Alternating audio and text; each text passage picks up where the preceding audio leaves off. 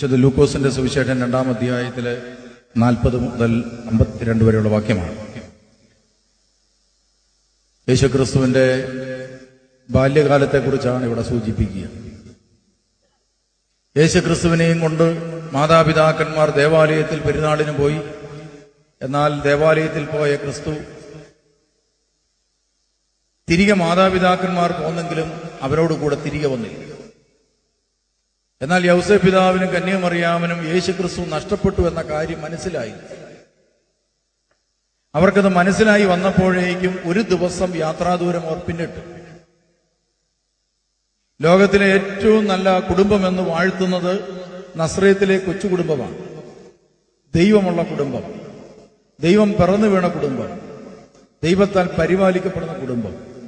അങ്ങനെയുള്ള ഒരു കുടുംബത്തിൽ പോലും ക്രിസ്തു നഷ്ടപ്പെട്ട അവസരങ്ങളുണ്ടായിട്ടുണ്ട്. ഒരു ദിവസം യേശുവില്ലാതെ അവർ യാത്ര ചെയ്തു.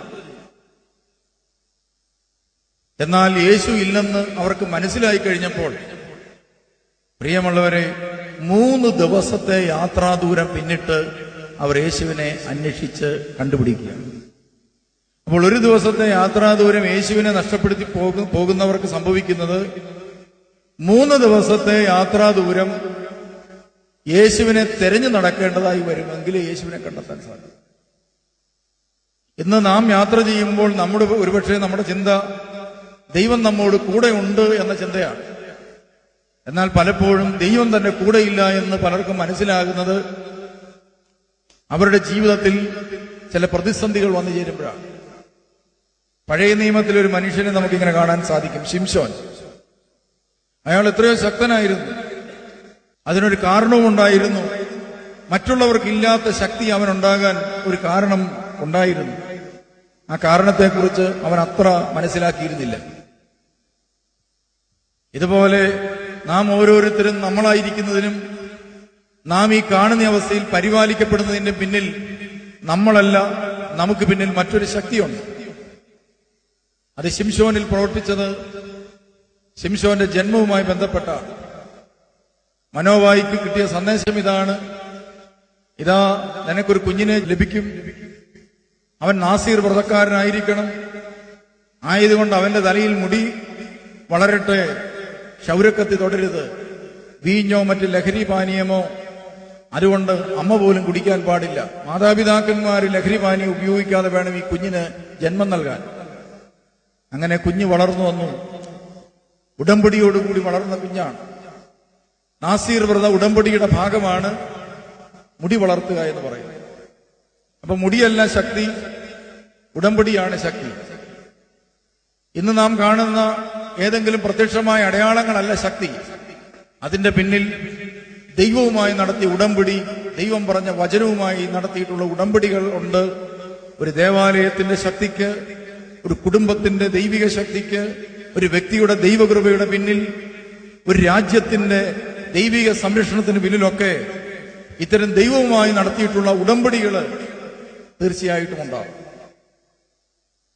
നമുക്കറിയാം, നമ്മുടെ എല്ലാ രാജ്യങ്ങളിലെയും തന്നെ നിയമസംഹിതകൾ ഉണ്ടായിട്ടുള്ളത് കർത്താവിന്റെ നമുക്ക് നൽകിയിട്ടുള്ള 10 കൽപ്പനയിൽ നിന്നാണ് നമുക്കറിയാം. ആ 10 കൽപ്പനയിൽ അടിസ്ഥാനമാക്കി നിയമങ്ങൾ ക്രമീകരിച്ചിരിക്കുന്നതുകൊണ്ട് ദൈവത്തിന്റെ ഒരു പ്രത്യേക സംരക്ഷണം രാജ്യങ്ങൾക്ക് പോലും ദൈവം നൽകുന്നുണ്ട്. എന്നാൽ ശിംശോനെ സംബന്ധിച്ചിടത്തോളം അവൻ അതിന് കൊടുക്കേണ്ട വില കൊടുത്തില്ല. ഒരു വിജാതീയ സ്ത്രീക്ക് ശിംശോൻ എന്ന് പറയുന്ന ഇസ്രായേൽക്കാരന്റെ ശക്തി എന്താണെന്ന് രഹസ്യം വെളിപ്പെടുത്തി കൊടുക്കാൻ കൂടി അവൻ മടിച്ചില്ല. അങ്ങനെ തന്റെ ശക്തിയുടെ പിന്നിൽ താനൊരു നാസീർ വ്രതക്കാരനാണ് എന്ന സത്യം വെളിപ്പെടുത്തിയപ്പോൾ അവൾ ആ മുടി മുറിച്ചു നീക്കിക്കൊണ്ട് അവന്റെ നാസീർ വ്രതം ലംഘിക്കാനായിട്ട് കാരണമായി. എപ്പോഴാണോ നാസീർ വ്രതം ലംഘിക്കപ്പെട്ടത്, ആ നിമിഷം അവന്റെ ദൈവിക ശക്തി അവനിൽ ചോർന്നുപോയി. എന്നാൽ ചോർന്നുപോയ കാര്യം ശിംശോൻ അറിഞ്ഞില്ല. പിന്നീടുള്ള അവന്റെ യാത്രയും ഒരു സിംഹത്തെ കീറാൻ എനിക്ക് സാധിക്കുമെന്ന നിലയിലുള്ള യാത്രയാണ് അവൻ നടത്തിയത്. അവന്റെ സംസാരവും അവന്റെ ധാർഷ്ട്യവും അവന്റെ പെരുമാറ്റങ്ങളും ഇന്നലകളിലെ പോലെ തന്നെ ഞാൻ ശത്രുവിനെ കീഴടക്കുന്നവനായിരിക്കുമെന്നായിരുന്നു. എന്നാൽ നിർഭാഗ്യവശാൽ ഫിലിസ്ത്യർ അവനെ വടം കൊണ്ട് പിടിച്ചു കെട്ടി തൊട്ടടുത്തുള്ള ക്ഷേത്രത്തിലേക്ക് കൊണ്ടുപോയി. ആ ക്ഷേത്രത്തിൽ അവനെ കെട്ടിയിട്ട് ഒരു കുരങ്ങിനെ പോലെ അവനെ കളിപ്പിച്ചു. പ്രിയമുള്ളവരെ, അപ്പോൾ അവൻ തിരിച്ചറിഞ്ഞു അവന്റെ ശക്തി ചോർന്നു പോയെന്ന്. നമ്മുടെയും ജീവിതത്തിൽ പാപം നമ്മെ കയറി പിടിച്ച് കീഴടക്കി അടിമയാക്കി പാപത്തിന്റെ സകല പ്രവൃത്തികളും ഒരു കുരങ്ങിനെ പോലെ മനുഷ്യനെ കൊണ്ട് ചെയ്യിക്കുമ്പോഴാണ് മനുഷ്യൻ തിരിച്ചറിയുന്നത് ദൈവം എന്നെ വിട്ടുപോയി എന്ന്. ആയതുകൊണ്ട് പ്രിയമുള്ളവരെ, ദൈവം നമ്മോട് കൂടെയുണ്ടോ എന്ന് ഉറപ്പുവരുത്താൻ സാധിക്കണമില്ലെങ്കിൽ നാം എത്രമാത്രം ദൈവത്തെ നഷ്ടപ്പെടുത്തുവാനായിട്ട് നമ്മൾ മികവ് കാട്ടിയോ അതിന്റെ 3 ഇരട്ടി താല്പര്യത്തോടെ ദൈവകൃപ തിരിച്ചു പിടിക്കുവാൻ വേണ്ടി നാം പരിശ്രമിക്കണമെന്ന കാര്യം ഈ അവസരത്തിൽ ഓർമ്മിപ്പിക്കുകയാണ്.